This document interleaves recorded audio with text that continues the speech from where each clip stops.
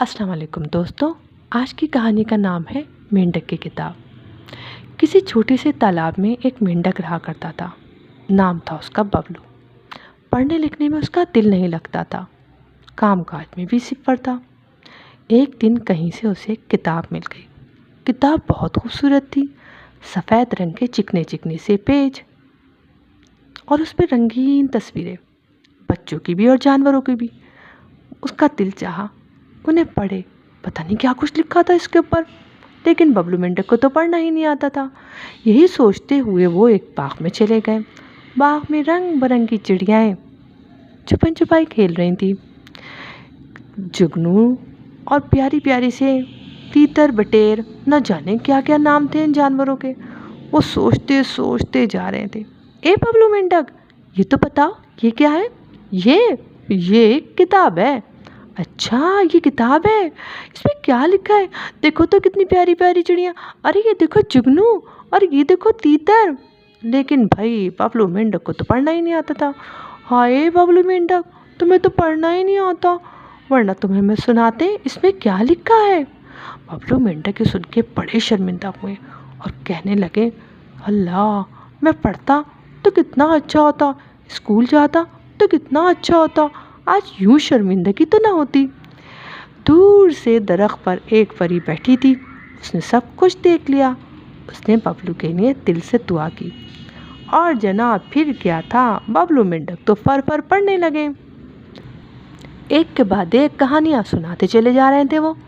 چڑیاں بہت خوش تھیں اور جب کتاب ختم ہوئی تو تمام چڑیاؤں نے اپنے پروں سے خوب تالیاں بجائیں۔ ارے واہ ببلو مینڈک، تم تو بہت اچھے ہو، تمہیں تو بہت اچھا پڑھنا بھی آتا ہے، کیا تم ہمیں بھی پڑھنا سکھا دو گے؟ ہاں ہاں، کیوں نہیں، ببلو مینڈک نے ذرا اکڑ کے کہا۔ لیکن پھر وہ سوچنے لگے، میں ان کو کیسے پڑھاؤں گا؟ انہوں نے کتاب کی جانب دیکھا، نہ جانے کیا لکھا تھا۔ اب تو ان کی سمجھ میں کچھ بھی نہیں آ رہا تھا، کیونکہ واقعی ان کو اب کچھ سمجھ نہیں آ رہا تھا کہ کتاب میں کیا لکھا ہے۔ چڑیاؤں نے ایک دوسرے کی جانب دیکھا اور کہنے لگی، اچھا اب ہم چلتے ہیں، ہم کل آئیں گے، ببلو مینڈک تم ہمیں پڑھاؤ گے نا؟ ببلو مینڈک نے حامی تو بھر لی، لیکن وہ دل ہی دل میں بڑے پریشان تھے۔ ادھر چڑیاں پھر سے اڑ گئیں۔ نیک دل پری جو دور سے بیٹھی دیکھ رہی تھی، ببلو مینڈک کے پاس آئی اور کہنے لگی، مجھے سب پتہ ہے ببلو مینڈک، تم پریشان ہو کیونکہ تم نے چڑیاؤں سے وعدہ کر لیا ہے کہ تم انہیں پڑھاؤ گے، جبکہ تمہیں تو خود ہی پڑھنا نہیں آتا۔ یہی بات ہے اچھی پری، مجھے واقعی پڑھنا نہیں آتا، میں سب جانتی ہوں، میں بہت اچھی طرح جانتی ہوں کہ تمہیں پڑھنا نہیں آتا، لیکن تم نے ابھی وعدہ کیا تھا نا کہ تم اسکول جاؤ گے اور پڑھائی میں چوری نہیں کرو گے۔ آپ یہ سب کیسے جانتی ہیں؟ میں جانتی ہوں ببلو مینڈک، میں نے تمہارے لیے دعا کی تھی، لیکن اگر تم اپنے وعدے پہ قائم رہے تو ایسا ہی ہوگا، تمہیں پڑھنا بھی آئے گا اور تم چڑیاؤں کو بھی پڑھا سکو گے، پھر تمہیں کبھی شرمندگی بھی نہیں ہوگی۔ کیا واقعی ایسا ہو سکتا ہے؟ ببلو مینڈک بڑے حیران تھے۔ بالکل ایسا ہو سکتا ہے، لیکن وعدہ پورا کرنا ہوگا۔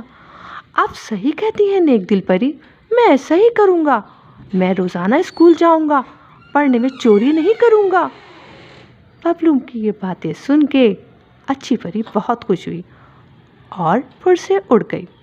دوسرے دن صبح جب ببلو مینڈک کی امی نے تمام بچوں کو اٹھایا تو دیکھتی کیا ہے، ببلو مینڈک تو پہلے سے ہی اٹھے ہوئے تھے۔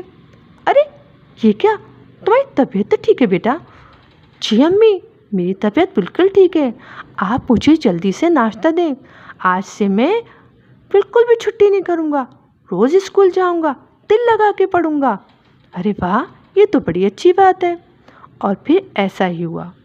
اگلے سال جب نتیجہ نکلا تو ببلو مینڈک اول آئے تھے۔ اب روزانہ ببلو مینڈک باغ جاتے اور رنگ برنگی چڑیوں کو کہانیاں سناتے، مزے مزے کی باتیں سناتے۔ یہ بتائیے بچوں، آج کی کہانی آپ کو کیسی لگی؟ ضرور بتائیے گا۔ اللہ حافظ۔